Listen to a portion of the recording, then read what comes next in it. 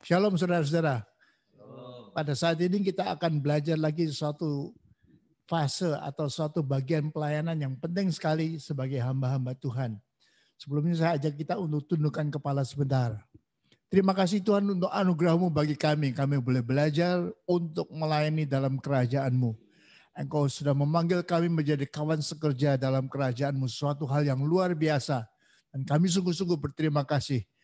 Dan kami percaya Engkau akan selalu memampukan kami tambah hari tambah mampu dan mahir untuk melayani dalam kerajaan-Mu. Hadirlah di tengah-tengah kami Roh Kudus untuk mengajar kepada kami. Dalam nama Tuhan Yesus Kristus kami naikkan doa kami Tuhan. Amin. Shalom saudara-saudara.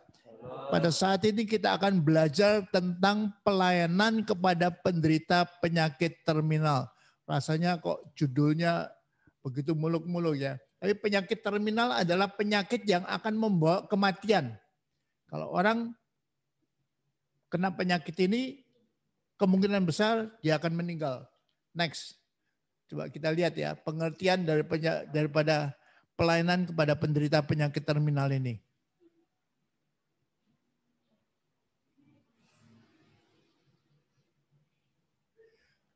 Nah, kita lihat latar belakangnya. Adalah suatu kenyataan bahwa banyak orang meninggal karena penyakit. Jauh lebih banyak orang meninggal karena penyakit daripada sebab lain. Bencana alam itu cuma sedikit. Walaupun seperti tsunami di Aceh 250 atau 300 ribu.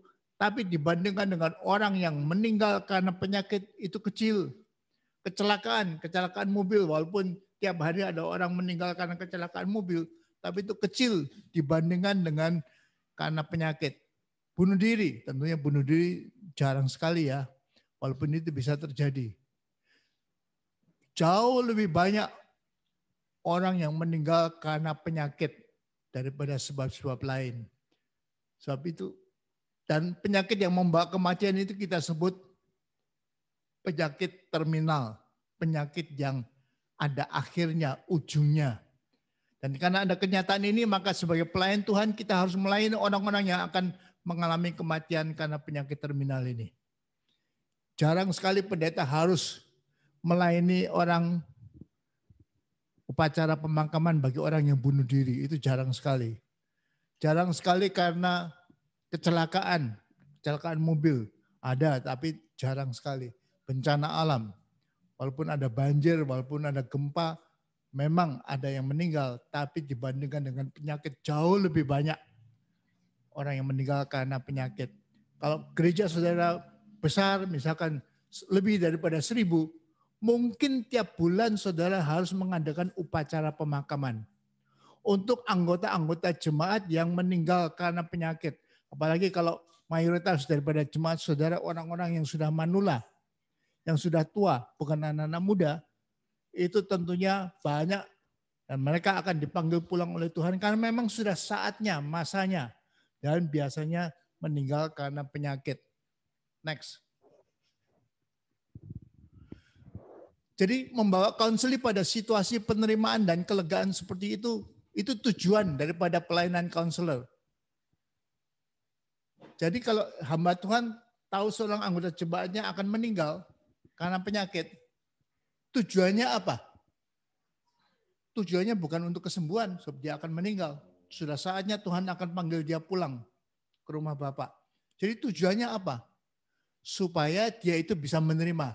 Oke, saya yang mati. Lega. Lega. Dia bisa menerima panggilan Tuhan, kematiannya dengan pasrah dan tenang. Jadi itu tujuannya, goalnya itu, sasarannya yang kita tuju adalah orang bisa menerima, ya memang saya yang akan meninggal. Tuhan akan panggil saya pulang. Lega.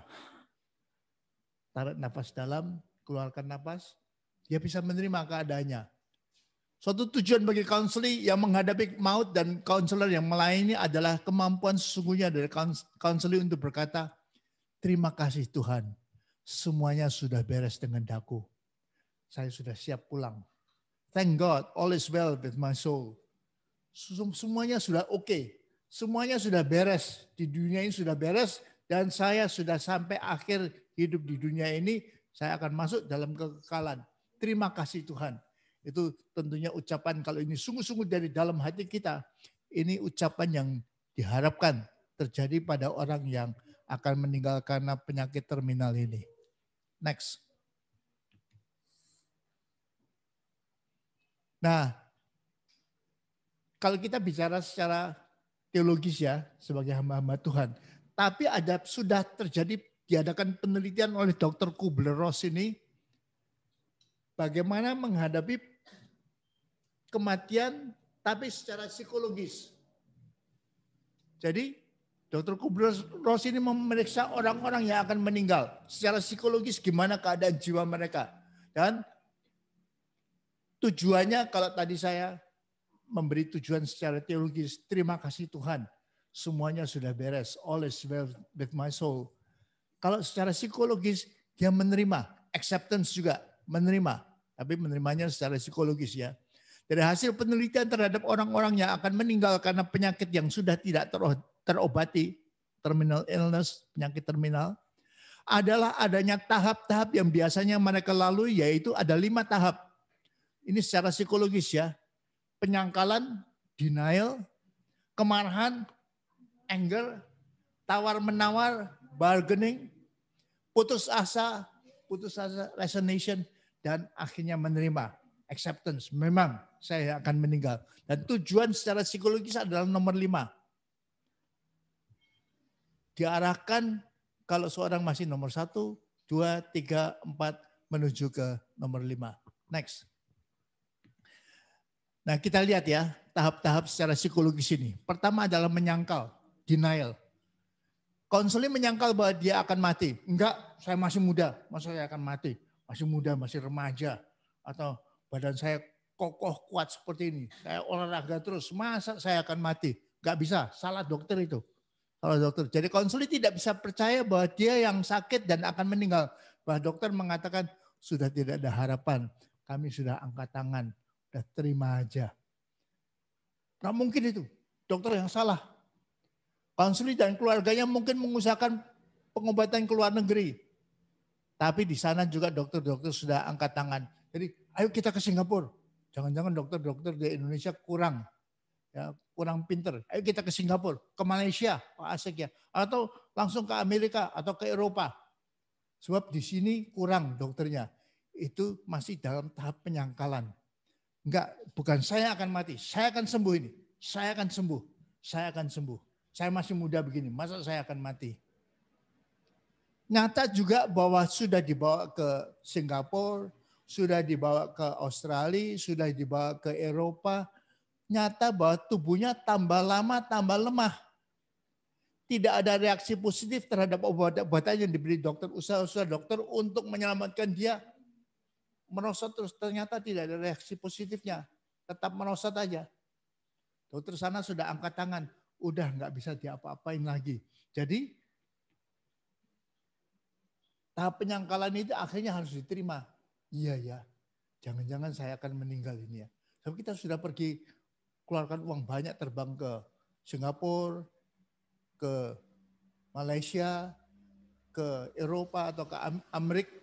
Tapi tetap dokter semua angkat tangan juga. Tahap pertama. Mungkin dia kemudian masuk ke tahap kedua. Next, kita lihat tahap kedua adalah tahap, oke ini gambaran daripada orang yang masih dalam tahap pertama ya. Gambar, lihat kiri atas itu. Badan saya kekar begitu, ototnya banyak, saya olahraga terus. Masa saya akan meninggal? Saya ikut dengan nasihat-nasihat dokter untuk selalu mengadakan waktu untuk olahraga. Ya. Atau saya sudah pergi ke Singapore General Hospital atau bahkan Mount Eve. Kok enggak ada hasilnya? Atau kok ke Penang, Pantai Hospital di Penang. Kok tetap dokter sana kok angkat tangan ya? Walaupun tubuh saya berotot-otot begitu besar-besar ya, masa saya akan meninggal? Masih kuat begini, masih muda begini. Jadi ini tahap penyangkalan. Next. Tahap kedua adalah kemarahan, anger, mulai marah ini. Konseling mulai menunjukkan sifat-sifat marah. Pertama marah kepada masyarakat, marah pada keluarganya, dan akhirnya bahkan marah kepada Allah sendiri dengan menyatakan bahwa Allah kejam. Kepada masyarakat, kepada dokter-dokter, kepada suster-suster, ini rumah sakit ini brengsek, lihat ini. Ya dia pencet tombolnya, tet. Suster-suster malas di sini. Sudah dipanggil seperti ini, nggak datang-datang. Dokter-dokter sini jangan-jangan bodoh ya. Jangan-jangan bodoh ya.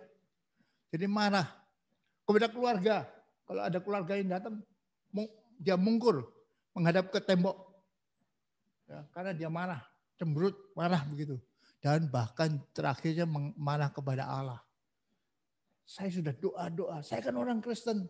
Katanya Allah bilu-bilu Kristus menyembuhkan. Saya sudah berdoa berkali-kali. Pendeta juga sudah tumbangin saya. Saya kok nggak sembuh-sembuh. Mana katanya Allah yang membuat mujizat itu? Mana? Miracle. Allah yang memberikan miracles dalam hidup. Mana? Jangan-jangan bohong semua itu. Jadi marah. Marah ditunjukkan kepada Allah, kepada agama, kepada gereja, kepada hamba-hamba Tuhan. Dan mungkin juga counselor. Waktu counselor datang, pasien itu menghadap tembok. Nggak mau diajak omong. Kalau diajak omong, kalau ditanya jawabannya pendek aja. Enggak. Dan galak begitu ya. Nah, sebagai counselor atau sebagai hamba Tuhan, kita perlu tahu bahwa ini hanya salah satu tahap aja. Dari 5 tahap ini salah satu aja yang sering dilalui oleh counseling. Jadi jangan, saya sudah capek-capek dari rumah, saya sudah berusaha jenguk di rumah sakit, kok saya nggak dianggap seperti, udah saya nggak mau jenguk lagi di rumah sakit. Nah itu pendetanya yang salah.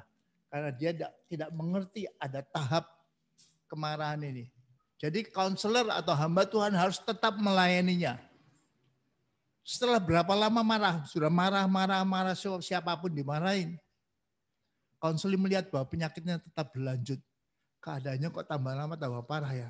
Memang kok tambah lama tambah lemes ya. Dan dia akan mungkin memasuki tahap berikutnya. Next. Ini lihat gambar orang yang marah ya.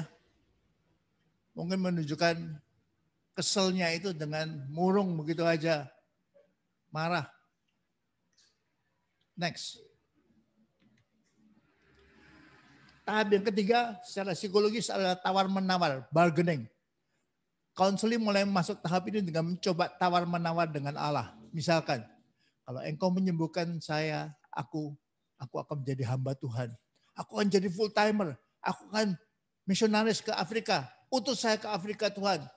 Atau kalau saya orang kaya, saya akan bangun 1 gereja, 3 gereja, 10 gereja. Tapi sembuhkan saya Tuhan. Jadi tawar-menawar, bargaining. Tuhan, kalau engkau sembuhkan aku, anakku ini aku bolehkan masuk sekolah teologi, jadi hamba Tuhan. Tuhan, kalau engkau sembuhkan aku, nanti aku akan donasi, bangun 3 gereja di pedalaman Kalimantan. Tuhan, kalau engkau sembuhkan aku sendiri akan lepaskan segala pekerjaanku, aku akan masuk sekolah teologi, aku siap diutus ke pedalaman Afrika atau ke pedalaman Papua. Aku siap Tuhan, tapi sembuhkan aku Tuhan. Jadi seorang ini coba tawar-menawar, bargaining sama Tuhan. Kalau engkau melakukan ini, aku akan melakukan ini. Kalau engkau melakukan ini, aku melakukan. Kalau engkau sembuhkan aku akan bolehkan anakku jadi hamba Tuhan. Aku akan sendiri akan jadi hamba Tuhan. Ini bargaining. Tapi rasanya kok Allah diem aja ya. Kok Allah sudah diajak ngomong, sudah diajak tawar-menawar kok diem aja ya. Dan penyakit konseling tambah lama tambah parah. Mungkin dia akan masuk ke tahap berikutnya. Next. Tahap yang keempat ini. Atau ini lihat gambarnya ya. Aku akan bangun 3 gereja Tuhan. Memang Tuhan aku mengakui dulu saya nggak setia ke gereja Tuhan. Tapi mulai sekarang kalau engkau sembuhkan aku akan setia. Aku janji Tuhan tiap minggu tidak akan pernah manggil dari gereja Tuhan. Aku akan bolehkan anakku jadi pendeta Tuhan. Aku akan jadi pengkhotbah di Afrika Tuhan. Aku siap Tuhan, engkau pakai asal engkau sembuhkan aku. Jadi tawar-menawar. Next. Tahap keempat adalah pada putus asa. Putus asa. Resignation. Konseling merasa putus asa. Dia jadi sedih, murung, tidak tertarik lagi pada hidup. Dulunya suka nonton televisi, apa itu, program apa itu. Udah matiin aja, udah. Sama susternya dikasih koran Kompas hari ini. Sana. Nggak mau baca. Karena dia sudah putus asa. Dia duduk menghadap ke tembok juga. Tapi menghadap ke temboknya kalau tadi, tahap kedua menghadap ke tembok karena marah. Sekarang menghadap tembok karena putus asa. Sudah cuek. Nggak peduli lagi. Kehidupan ini nggak peduli lagi. Dia nggak mau bicara. Nggak mau nonton televisi. Diajak bercanda sama teman-temannya, nggak mau dia. Bahkan keluarganya datang pun dicuekin. Ya, nggak ada nafsu lagi untuk bicara dengan mereka. Dia tidak memberi respons pada hal-hal yang terjadi di sekitarnya. Dulu suka makan, kalau ada yang bawa buah-buahan begitu, wah asik dia makan buah-buahannya. Tapi sekarang dia ogah-ogahan karena dia sudah putus asa. Tapi keadaannya tambah lama memang tambah merosot karena memang penyakit yang akan membawa kematian. Next. Kita lihat ya, contoh orang resignation ya. Udah putus asa, mukanya ditutup gitu aja. Saya lihat wajahnya tidak ada semangat lagi. Duduk tidurnya seperti bayi ya, seperti janin begitu ya. Duduknya, tidurnya seperti itu. Karena sudah putus asa. Next. Nah, tahap secara psikologis ini yang dihadapkan. Secara psikologis adalah tahap yang 7. Menerima. Konseling akhirnya dapat menerima kenyataan bahwa dialah yang tidak lama lagi akan meninggal. Bukan orang lain. Gak bisa salahkan siapa-siapa.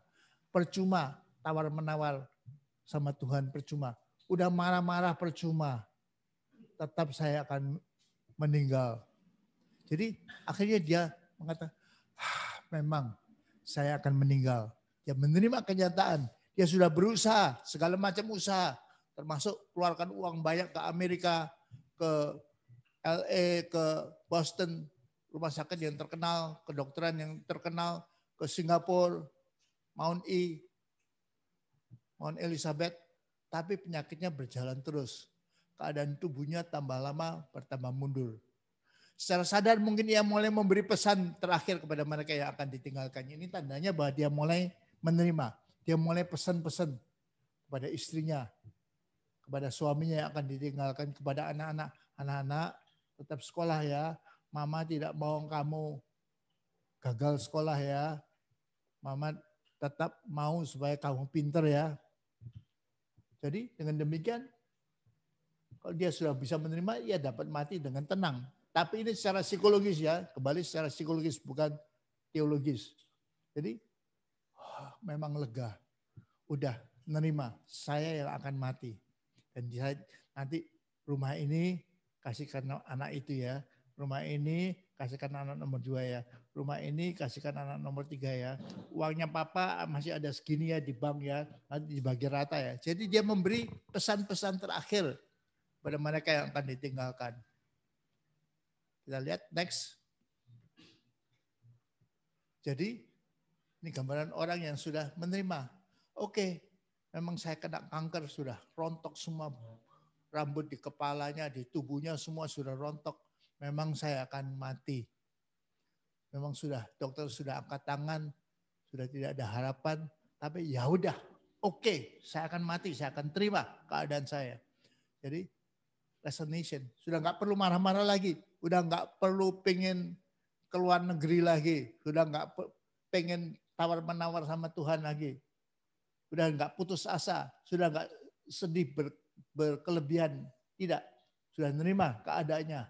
Mungkin mulai bisa senyum juga, walaupun tahu dia akan mati ya.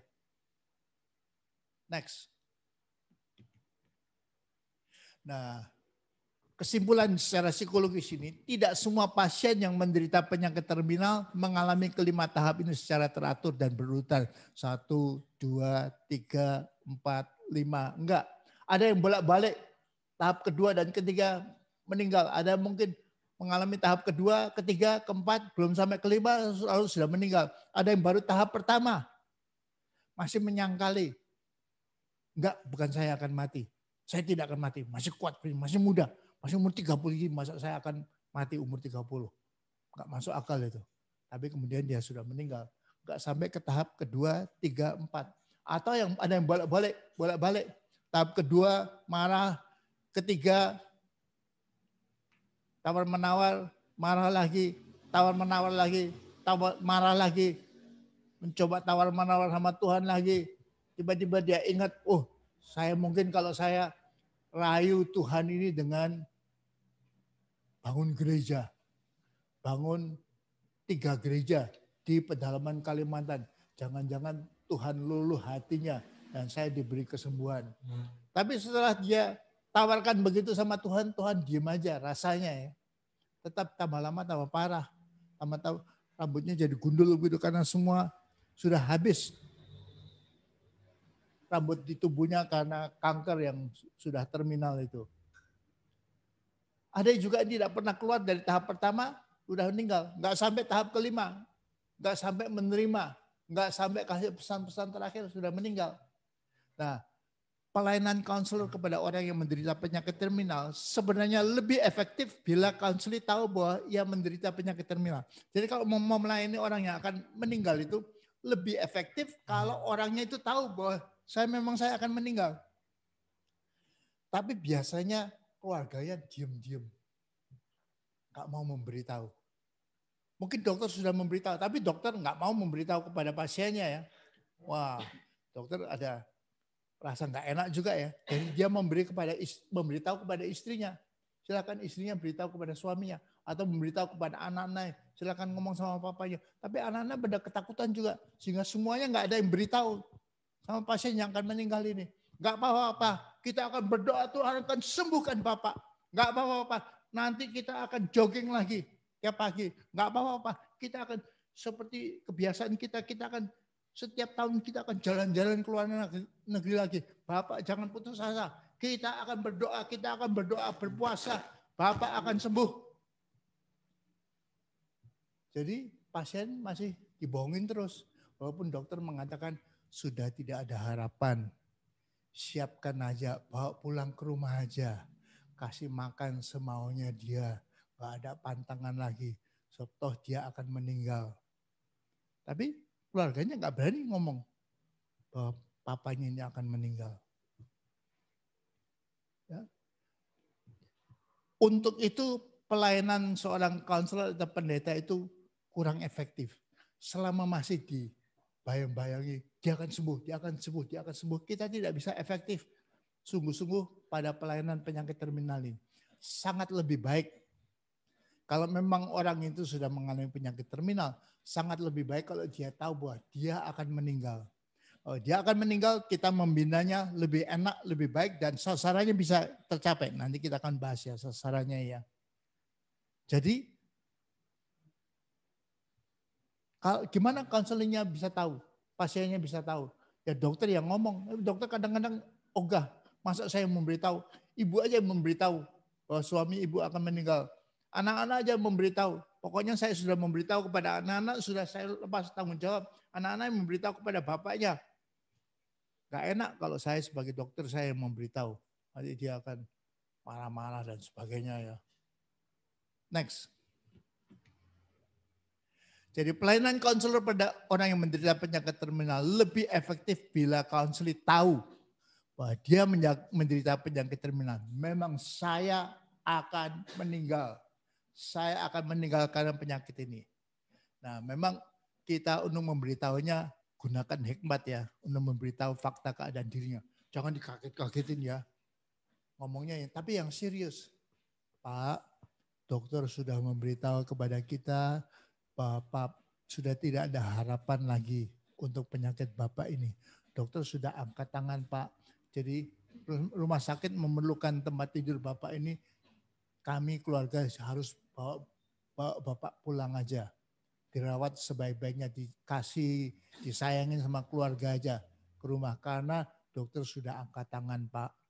Jadi kita memberitahu secara tenang, bijaksana, Tapi real, nyata bahwa dokter sudah angkat tangan. Sudah tidak ada harapan lagi supaya dia hidup. Nah, gimana kalau pendetanya atau gerejanya, gereja karismatik yang percaya kesembuhan ilahi. Ya kalau percaya kesembuhan ilahi, saudara tidak akan bisa melayani pelayanan kepada penyakit terminal ini. Kalau saudara, wah kalau saya percaya dia akan mati, masa saya nggak bisa berdoa? Masa, kan saya menyangkali Bilu Kristus, darah Kristus yang bisa menyembuhkan, kematian Kristus yang membayar harga kesembuhan kita. Masa saya ngomong seperti itu? Jadi saudara nggak akan bisa melayani penyakit terminal kalau saudara tidak bisa menerima bahwa memang konseling itu sebentar lagi akan meninggal. Karena saudara terlalu terpukau dengan kesembuhan ilahi. Nggak salah ya, kesembuhan ilahi tidak salah ya. Kalau saudara memang punya panggilan untuk doakan orang-orang untuk menerima kesembuhan ilahi, nggak apa-apa lakukan. Tapi ada gembala-gembala, kita gembala-gembala tahu secara real bahwa tiap bulan, apalagi seperti tadi saya katakan ya, gerejanya sudah 3.000 atau 5.000 orang jemaatnya, dan banyak yang sudah manula, bahwa tiap bulan mungkin ada upacara pemakaman. Tidak bisa disangkal lagi. So, memang itu sudah jadi kenyataan secara rutin. Sudah ada tim untuk melayat, tim untuk persiapan pemakaman. Ada orang-orang yang harus beli peti mati, ada orang yang harus mengusahakan yayasan kematian ini, tanah yang harus dibeli dan segalanya. Ada tim yang melakukan itu. Tapi itu hanya bisa dipikirkan oleh seorang gembala, seorang penginjil susah melayani seperti ini. Kita percaya Tuhan bisa sembuhkan. Bilu-bilu, darah Kristus bisa menyembuhkan Bapak. Jangan pikir-pikir mati Pak.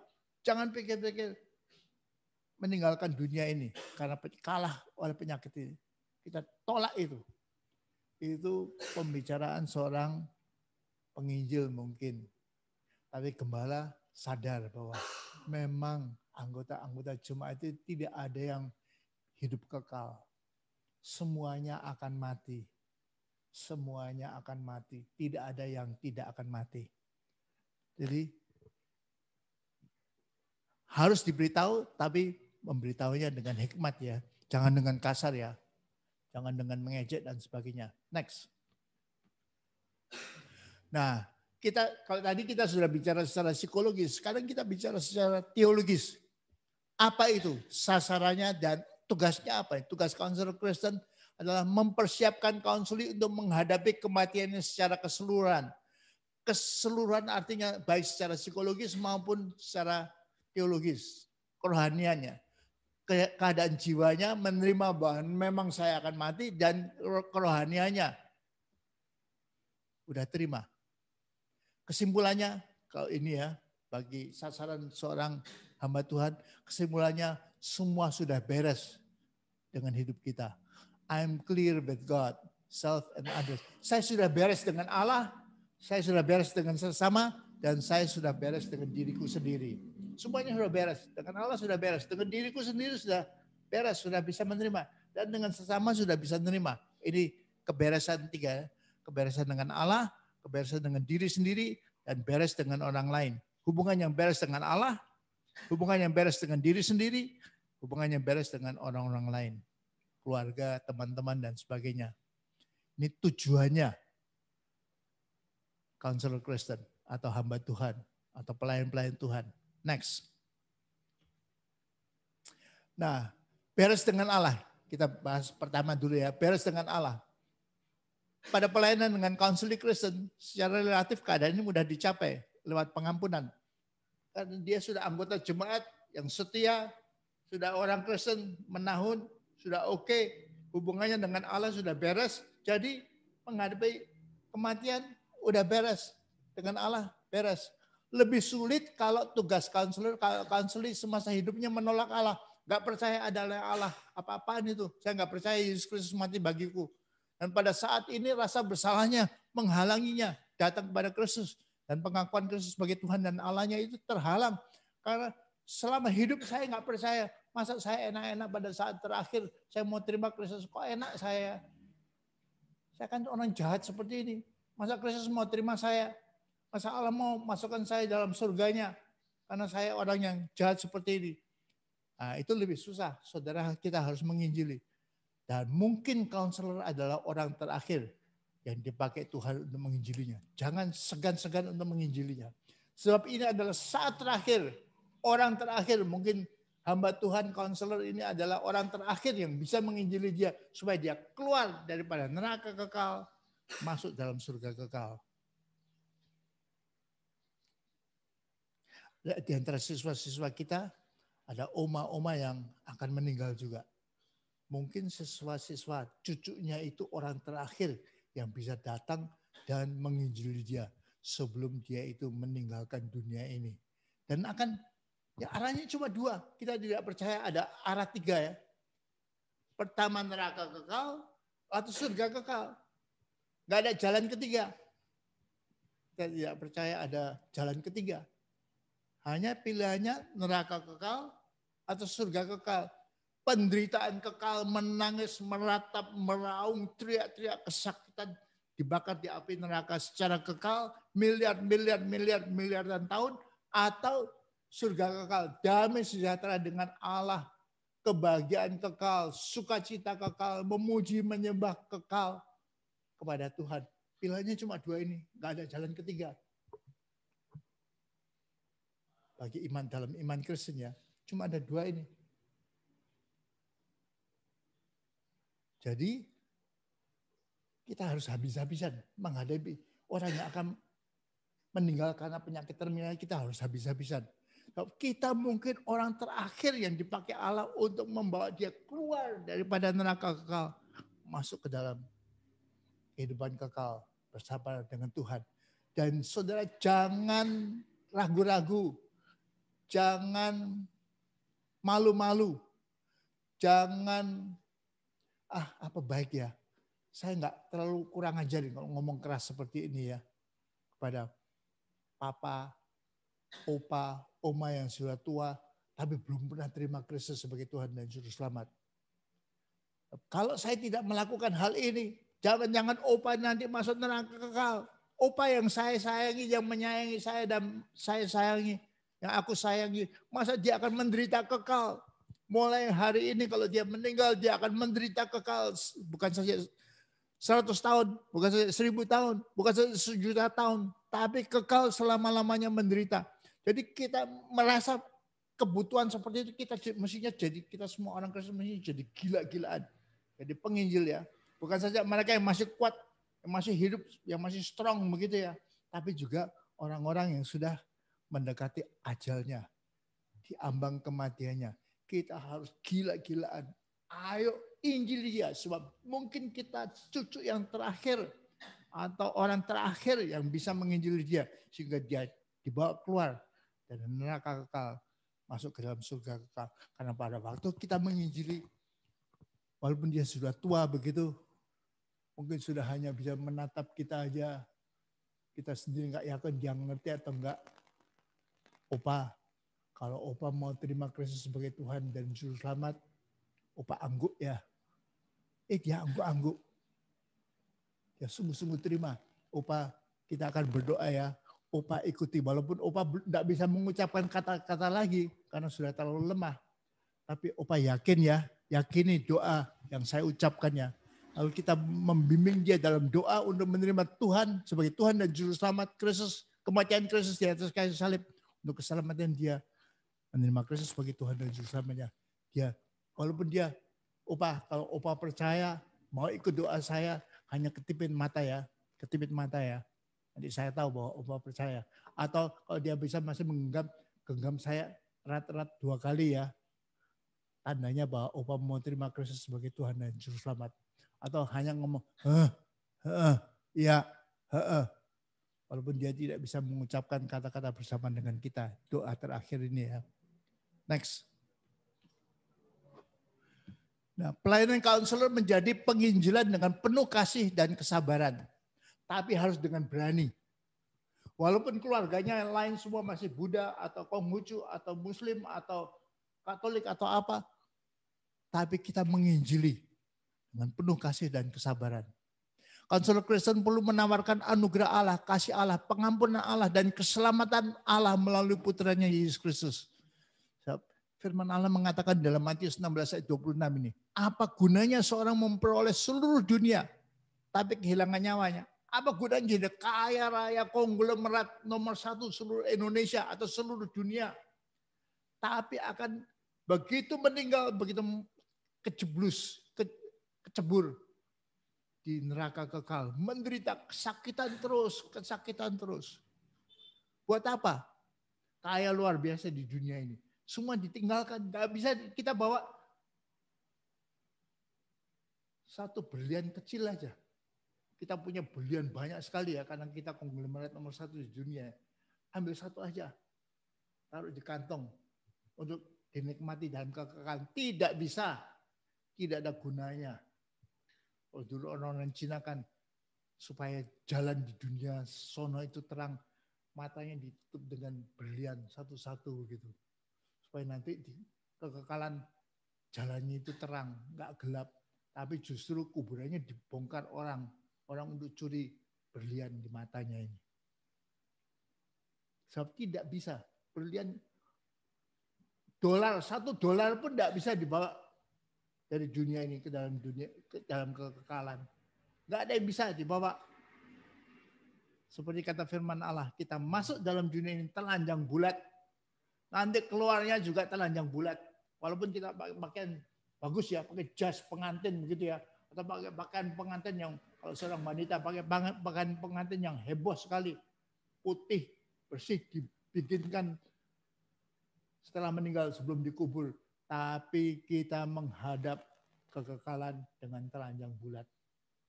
Tidak bisa pakai jas, tidak bisa pakai pakaian pengantin, tidak bisa bawa dolar atau rupiah atau dompet kita, nggak bisa.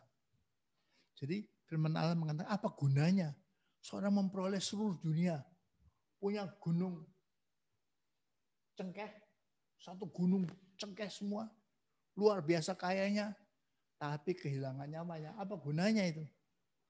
Jadi yang terutama adalah konselor mencoba membawanya dalam hubungan yang beres dengan Allah, damai dengan Allah, dan penyerahan hidup kepadanya pada saat terakhir, mungkin pada menit terakhir atau jam terakhir sebelum dia meninggal. Ya hubungannya jadi beres. Jadi tujuannya supaya konselor bisa mengatakan terima kasih Tuhan. Tuhan Yesus, terima kasih Engkau sudah mati bagiku. Aku mau menerima pengorbananmu di atas kayu salib untuk keselamatanku. Selamatkan aku Tuhan. Terima kasih untuk keselamatan daripadamu. Ampuni segala dosaku Tuhan. Sepanjang hidupku aku orang berdosa. Tapi pada saat ini Tuhan ampuni dosaku. Aku terima Engkau sebagai Tuhan dan Selamat. Pada saat itu pengakuan dari dalam hatinya. Dia keluar dari mestinya masuk neraka kekal. Masuk dalam surga kekal. Dan ini adalah tugas seorang pendeta, seorang hamba Tuhan, seorang counselor Kristen. Jangan luput ini. Ya nanti kalau keluarganya yang sebagian besar itu Buddha nggak setuju gimana? Nggak peduli. Nanti habis itu dia sudah meninggal, kita dimaki-maki sama keluarganya, no problem. Bahkan kesempatan untuk menginjili keluarganya yang masih Buddha itu. Jangan khawatir. Kita melakukan tugas yang luar biasa. Membawa keselamatan bagi opa yang akan meninggal itu. Next. Jadi penginjilannya. Jadi seperti gambar kiri atas itu. Yesus Kristus adalah satu-satunya jembatan dari sekarang ke kekekalan itu. Jembatannya Yesus Kristus. Tidak ada jembatan lain. Tujuannya supaya seorang itu menghadap simpuh di kaki salib itu. Menerima Kristus sebagai Tuhan dan Juru Selamat. Dan ini adalah free. Oh yes, it's free. Free ticket ini. Tiket ini ke surga itu. Karcis ke surga itu free. Gratis. Nggak perlu bayar apa-apa. Saudara tidak perlu beramal, beribadah, bangun gereja, kasih kolektor yang banyak. Tidak perlu. Ini free. Hanya terima aja. Kita hanya bisa buka hati, terima. Terima kasih Tuhan. Engkau sudah memberiku keselamatan ini. Engkau adalah juru selamatku. Dan aku percaya Engkau mati bagiku. Dan ini adalah tugas kita yang masih hidup. Seperti tengah bawah ini. seorang wanita muda berdoa untuk orang yang tua, manula itu. Mungkin dia orang terakhir yang bisa menginjili manula itu.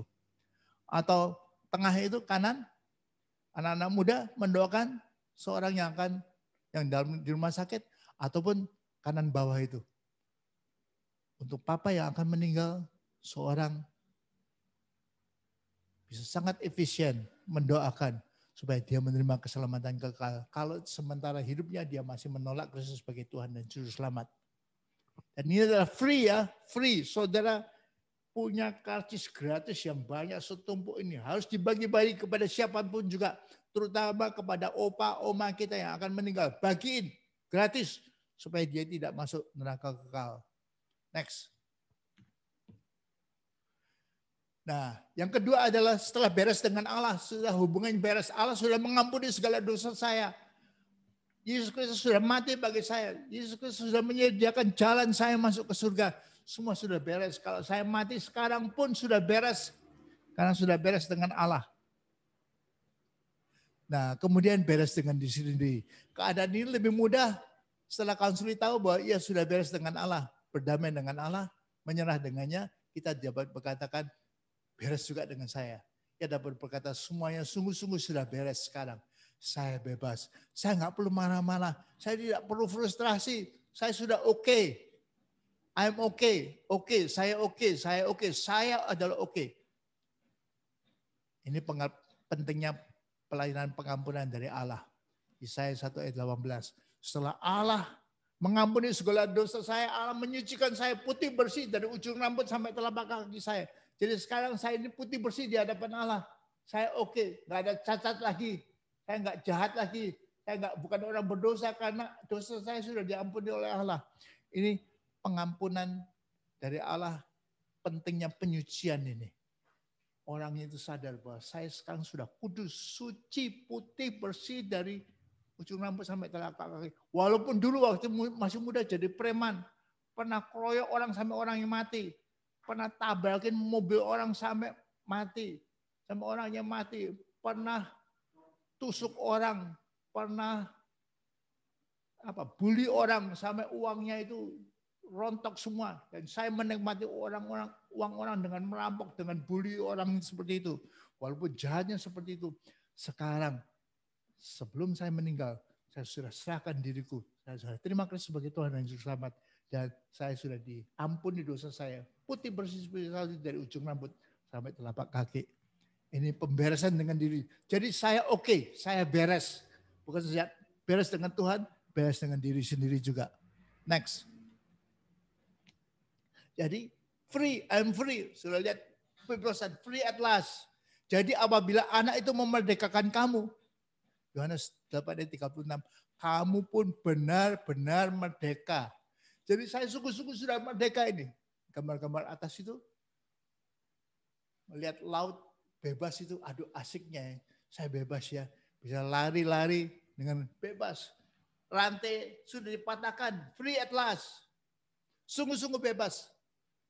Kalau sudah beres dengan Allah, sungguh-sungguh bebas. Next. Nah, yang ketiga, sudah beres dengan Allah, sudah beres dengan diri sendiri, sekarang beres dengan sesama. Sesama keluarga kita tentunya, keluarga besar, keluarga inti dulu, keluarga besar, dan teman-teman. Bahkan teman-teman bisnis atau langganan-langganan. Jadi setelah beres dengan Allah, beres dengan sesama, dengan diri sendiri, konselor dapat membimbing konseli untuk juga beres dengan sesamanya. Dimulai dengan keluarganya, kemudian dengan orang-orang lain. Dimulai dengan keluarganya, tolong panggilin istri saya.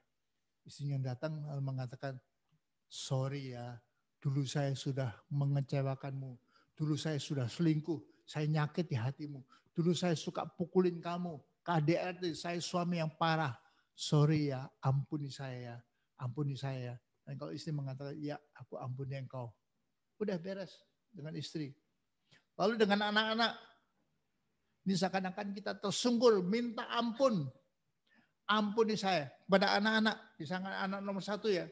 Dulu karena bapaknya masih galak, masih garang begitu ya. Anak nomor 1 karena nggak ada kecocokan, diusir keluar rumah. Pada saat ini tolong panggilin anak nomor 1. Saya mau minta ampun kepada dia. Ampuni papa ya, dulu papa galak sama kamu. Papa orangnya garang, papa pukulin mama, papa pukulin kamu. Ampuni papa. Papa nggak mau biayai sekolahmu. Ampuni papa ya, ampuni papa. Jadi sungguh-sungguh minta ampun kepada anak nomor 1.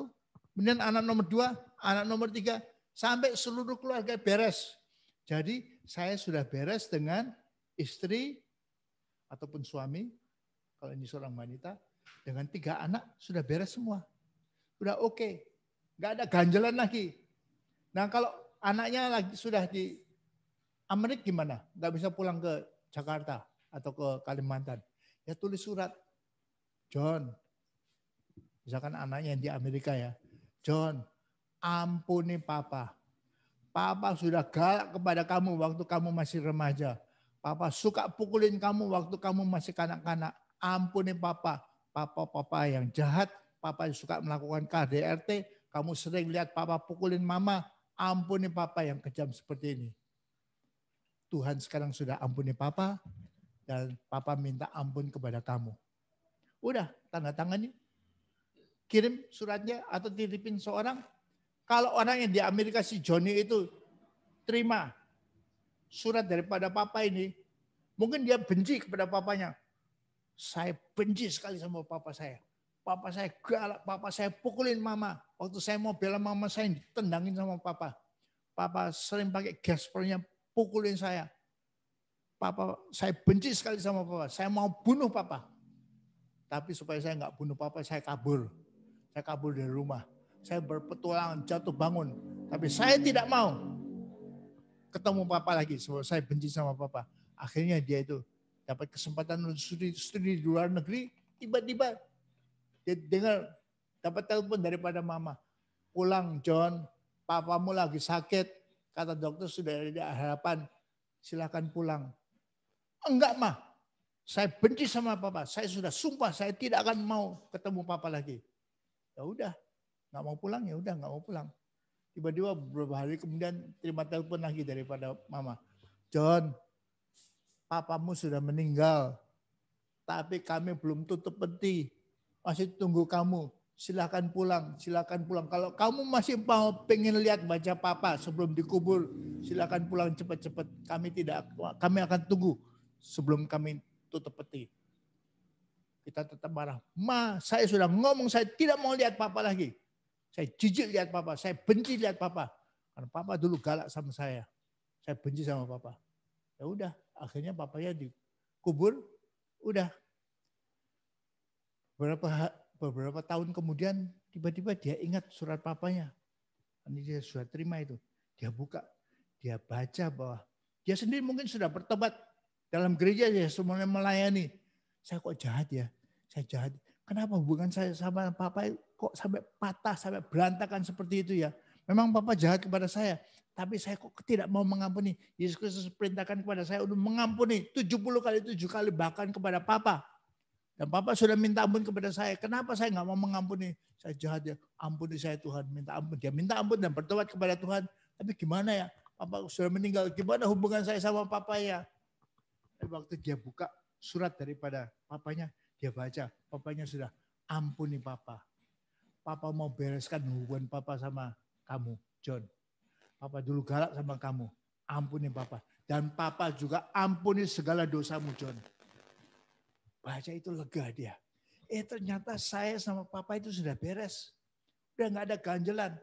Papa sudah minta ampun untuk dosanya kepada saya. Dan saya ampuni dia. Dan saya sudah diampuni oleh papa. Segala dosa saya, segala kaburnya saya dari rumah, jelek-jelekin, benci papa itu semua sudah diampuni oleh papa. Ternyata beres juga ya. Saya sama papa beres juga. Jadi si John nanti, walaupun dia sudah dewasa, dia menjadi lega. Karena hubungan dengan papanya sudah beres. Orang penting dalam hidupnya itu harus beres. Jangan sampai ada dendam dan sebagainya. Jadi beres dengan orang sekitarnya. Lalu teman-teman datang jenguk apa ini, orang ini berkata ampuni saya. Ampuni saya. Mungkin teman-teman agak jauh, karyawan-karyawan pada datang, ampuni saya, dulu saya jahatin kamu, dulu saya gosipin kamu, dulu saya pernah fitnah kamu, sampai kamu dibenci sama atasanmu. Dulu saya pernah fitnah kamu sampai kamu dipecat dari pekerjaanmu, ampuni saya. Jadi minta ampun juga kepada orang yang lebih jauh lagi. Mungkin teman-teman bisnis, ampuni saya dulu sudah korupsi, saya sudah tipu kamu, saya sudah makan perusahaanmu. Mestinya kita 50-50, tapi saya sudah makan bagianmu. Ampuni saya. Jadi entah dia itu mengampuni atau tidak, itu urusan dia dengan Tuhan. Tapi saya sudah minta ampun. Ampuni saya. Udah beres.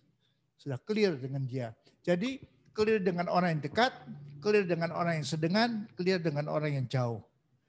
Keluarga inti, keluarga besar, papa, mama, mertua, ipar-ipar sudah saling minta ampun, dan orang yang jauh, teman-teman bisnis, langganan, dan sebagainya. Ini pemberesan. Pemberesan saling mengampuni ya. Sehingga clear. Meninggal gak ada dendam lagi. Tapi juga clearance dalam hal yang lain. Mungkin dia panggil istrinya, istri sini. Sebentar lagi saya akan meninggal, tapi di sini saya punya account. Ada 3 account. Kamu cuma tahu saya cuma punya 1 account di BCA. Tapi saya sebetulnya punya 3 ini. Ini lihat ini. Di account nomor 1 itu masih ada 10 juta. Di account nomor 2 ada 1 M. Ini buat kamu nanti. Di account nomor 3 ada 200 juta. Jangan tidak dipakai ini. Ini buat kamu. Jangan didiamkan. Nanti istrinya tahu suaminya meninggal, tapi nggak ada uang ini. Suami saya nggak tinggalkan uang, ini gimana ini? Uangnya siapa yang menikmati? Ya BCA-nya yang menikmati. Karena nggak ada yang ngambil uangnya ini. Numpuk aja di account-nya itu di BCA. Istri sama anak-anak nggak bisa menikmati. Panggil juga anaknya yang sudah gede. John, papa punya utang kepada si A ini. Nanti ini lihat account papa nomor 2 ini, ambil uang dari sini, bayarkan utang kepada Bapak Anton itu 200 juta. Utang papa cuma 200 juta. Jangan mau kalau kamu ditagih lebih dari 200 juta. Lalu berkata kepada seluruh keluarga, istri sama anak-anak, papa hanya utang sama si Anton. Kalau ada orang lain nanti nagih utang, memanfaatkan nagih utang, jangan mau, jangan bayar. Kalau papa hanya utang kepada Pak Anton aja. Utangnya cuma 200 juta. Tidak lebih. Jadi perlu tahu. Jangan diam-diam. Nanti uangnya papa yang ada di bank nggak ada yang tahu, nggak ada yang nikmati. Yang nikmati cuma BCA-nya aja. Sedangkan istri sama anak sangat membutuhkan itu. Untuk biaya sekolah anak, untuk kehidupan istri dengan anak, untuk rumah dan sebagainya. Kalau ada surat-surat, kalau suami menyembunyikan, papa ngomong kepada istri dan anak-anak, papa punya 4 rumah. Papa hanya beritahu kepada kamu cuma punya 1 rumah ini yang kita tempat ini. Tapi papa masih ada 3 rumah lagi. Sementara ini dikontrak sama si A, si B, si C. Jadi kalian berhak menikmati kontrak dari 3 rumah ini. Jangan nggak diomongkan. Nanti nggak tahu itu. Uangnya tercecer kemana-mana nggak tahu. Nah, mungkin juga setelah sungguh-sungguh beres dengan Allah, beres dengan sendiri, beres dengan sesama, dia bisa ngatur pemakamannya. Papa sudah beli tanah di Pondok Rangon ini. Kaplengnya ini, nomornya sekian. Nanti papa minta dikubur di situ. Papa sudah sediakan uang untuk pemakaman, untuk makanan, untuk Coca-Cola, untuk teh dan segalanya, untuk buah-buahan yang disuguhkan pada waktu pemakaman. Untuk orang-orang yang melayat, ini sudah papa sediakan. Nanti panggil pendeta Anton untuk melayani upacara pemakaman. Nanti minta kornya gereja kami untuk nyanyi lagu Nearer My God to Thee, lebih dekat Tuhan. Jadi dia bisa ngatur acara pemakamannya sendiri, sudah bisa ngatur. Yayasan ini sudah papa bayarin. Sudah iuran papa sudah papa bayarin tiap bulannya untuk yayasan ini. Jadi jangan bingung lagi cari tanah, cari siapa yang akan kubur. Jadi kita beresin semuanya. Urusan duniawi ini kita bisa lega beresin karena sudah beres semua. Keluarga sudah tahu. Ini pemberesan dengan sesama ya. Terutama dengan keluarga inti ya. Jangan sampai ada uang-uang yang tidak tahu. Nanti nggak ada yang pakai itu. Uang itu mubazir itu. Sedangkan itu hak daripada istri dan anak-anak. Ya, next.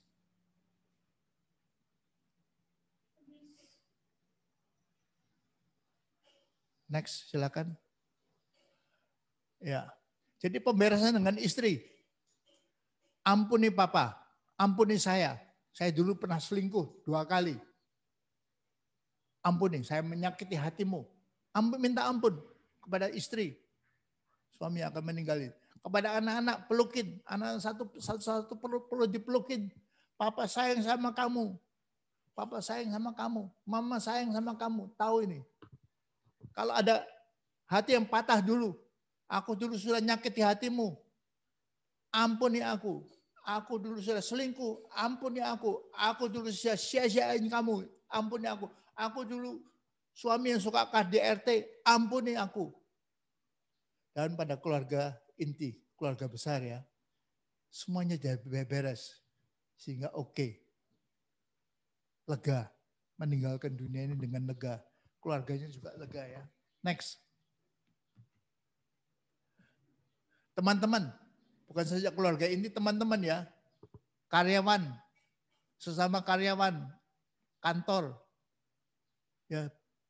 Adakan pemberesan semuanya. Anggota-anggota, sesama anggota gereja yang dulu pernah disakiti hati, pernah dikecewakan, minta ampun juga, beresin semuanya. Pemberesan ya, semuanya pemberesan dengan teman-teman yang lebih jauh. Next. Nah, ada satu hal yang perlu saya bicarakan di sini adalah faktor kutukan-kutukan. Ini bukan kutukan dosa ya, bukan kutukan iblis ya, tapi kutukan-kutukan ini counseling tidak boleh dianjurkan untuk jangan meninggalkan kutukan-kutukan kepada kekasih-kekasih yang ditinggalkannya.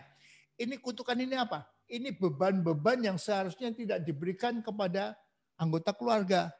Tapi yang akan ditinggalkan. Tapi kalau nggak hati-hati terlanjur diucapkan dan itu nanti jadi beban bagi anggota keluarga. Jadi ini adalah pesan-pesan atau permintaan-permintaan orang yang akan meninggal kepada yang masih hidup, yang menyebabkan beban berat pada mereka kelak. Bukan sekarang, tapi kelak. Kelak baru terasa beban ini ada. Nah, saya akan kasih contoh, beberapa contoh. Next. Ya, seorang papa yang akan meninggal misalkan mengatakan, anak-anak, ada 3 anak, hadir semua. Ini rumah ini papa sendiri yang bangun. Uang papa beliin atau usahakan dapat rumah ini. Rumah untuk keluarga. Kalian semua besar di situ, lahir di situ, dibesarkan di situ. Pesan papa ya, jangan dijual rumah ini.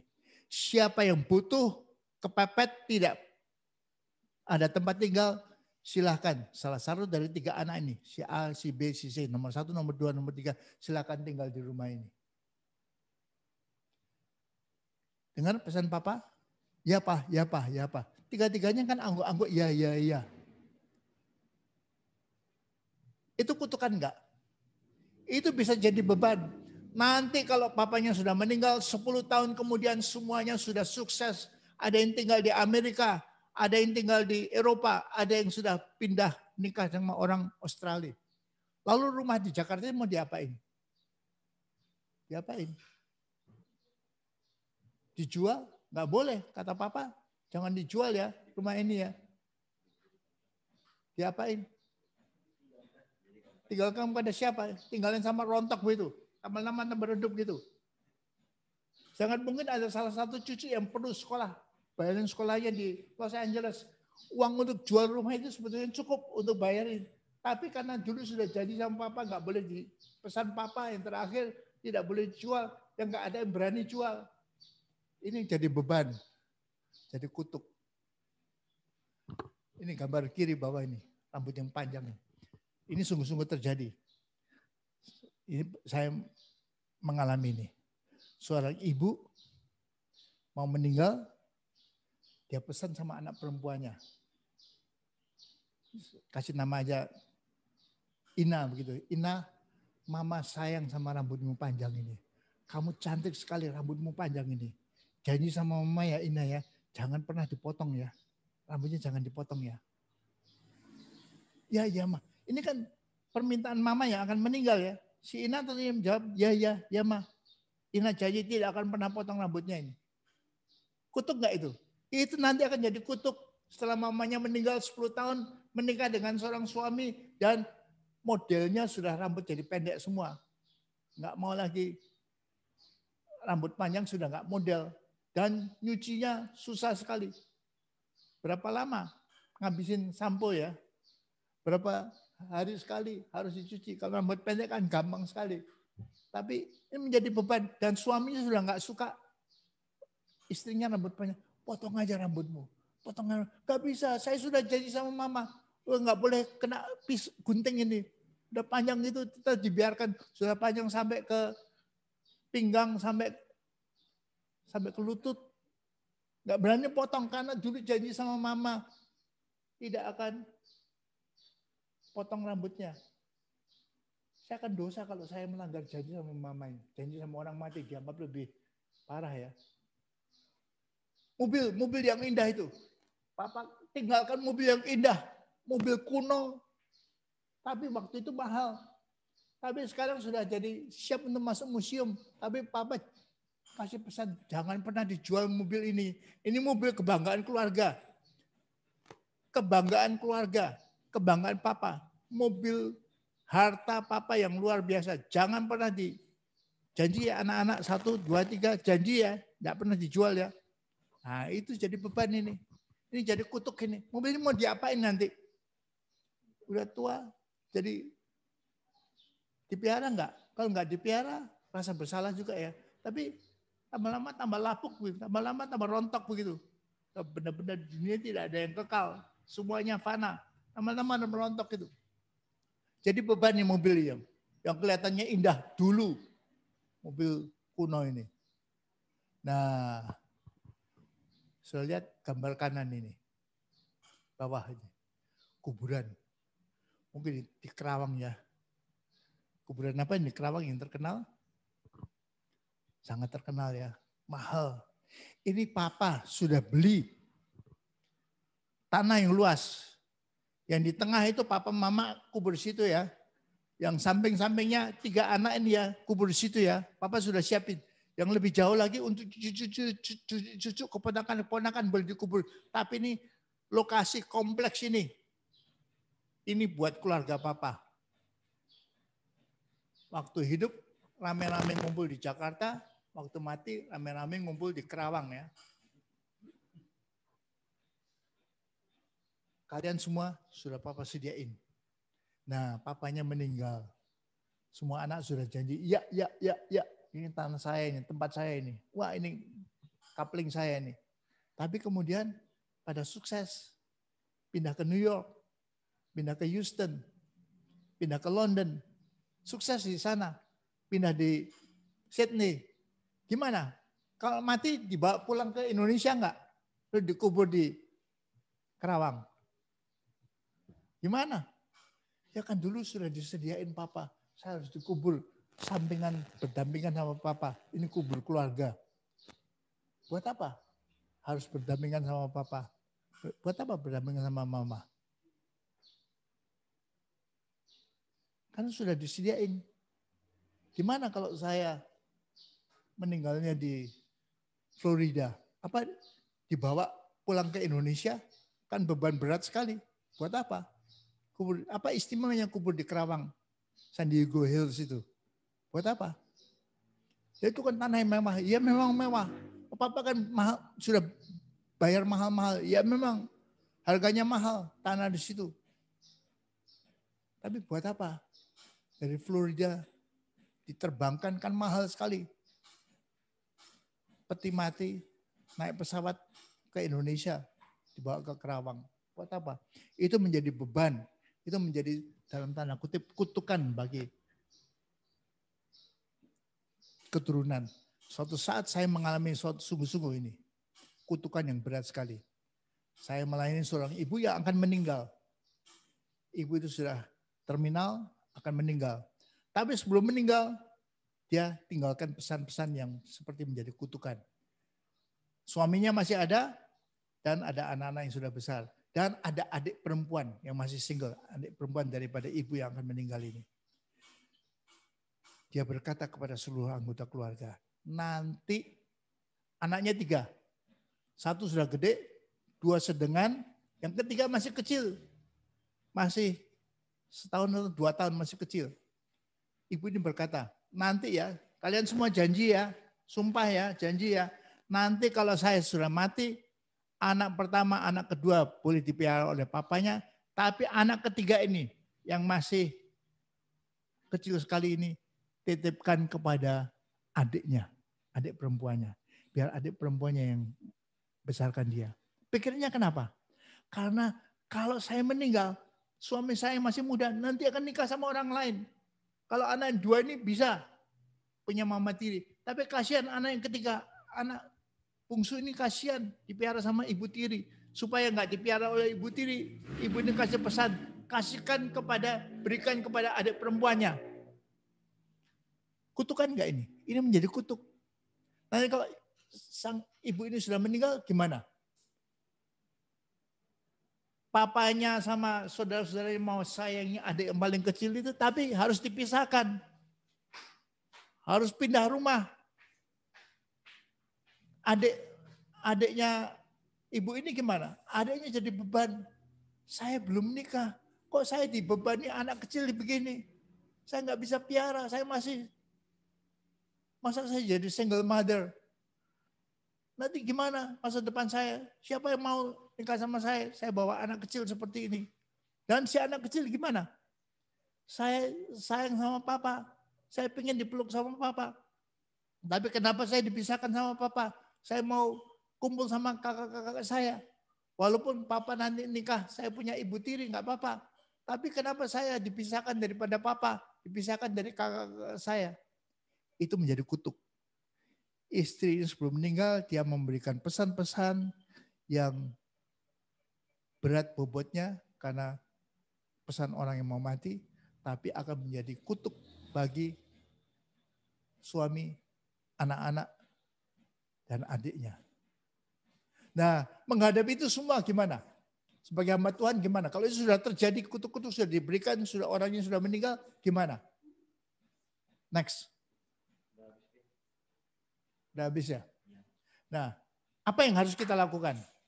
Saudara bisa menetralisir. Hamba Tuhan wajib menetralisir. Misalkan saudara bisa berkata begini, waktu almarhum atau almarhumah itu memberi pesan-pesan atau permintaan itu, dia tidak ngerti efeknya masa yang akan datang. Bahwa ini akan menjadi kutuk, menjadi beban berat bagi keluarganya. Kalaupun almarhum atau almarhumah itu sekarang sudah di surga dan melihat ke bawah, dia tahu pesannya itu jadi beban berat bagi keluarganya. Mungkin dia maunya yang melihat dari atas itu jangan dilaksanakan. Pesan saya itu jangan dilaksanakan, lupakan aja. Tapi anak-anak atau keluarga merasa bersalah. Jadi kita yang harus menetralisir. Kita harus mengajarkan, udah nggak apa-apa. Saudara tidak berdosa kalau saudara tidak melaksanakan janji yang dulu salah janji itu. Minta ampun kepada Tuhan kalau perlu, sudah beres. Tuhan mengampuni.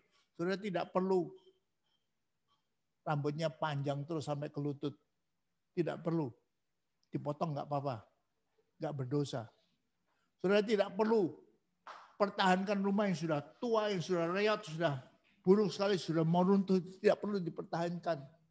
Tidak perlu saudara pulang dari Florida untuk dikubur di San Diego Hills di Kerawang. Nggak perlu. Ya kan saya mengingkari janji sama papa yang sudah meninggal itu. Enggak. Papa ngerti. Di atas sana, di seberang sana papa ngerti bahwa ini janji itu tidak perlu digenapi. Akan jadi beban. kita bisa menetralisir, kita berdoa, minta ampun kepada Tuhan kalau sudah salah janji, tapi Tuhan segera akan mengampuni dan dilupakan dan tidak perlu dilakukan beban seperti itu ya. Ini adalah macam daripada pelayanan khusus kepada orang-orang yang menderita penyakit terminal. Dan kita dipanggil karena banyak anggota jemaat akan meninggal karena penyakit ya. Termasuk penyakit COVID ini ya, virus ya. Mari saudara-saudara saya ajak kita tundukkan kepala. Terima kasih Tuhan, satu macam pelayanan lagi yang harus kami lakukan, yang kami bisa dan perlu untuk mampu melakukannya Tuhan dengan pertolongan-Mu. Yaitu pelayanan kepada orang yang menderita penyakit terminal. Terima kasih Tuhan kesempatan melayani seperti ini. Anugerah yang luar biasa.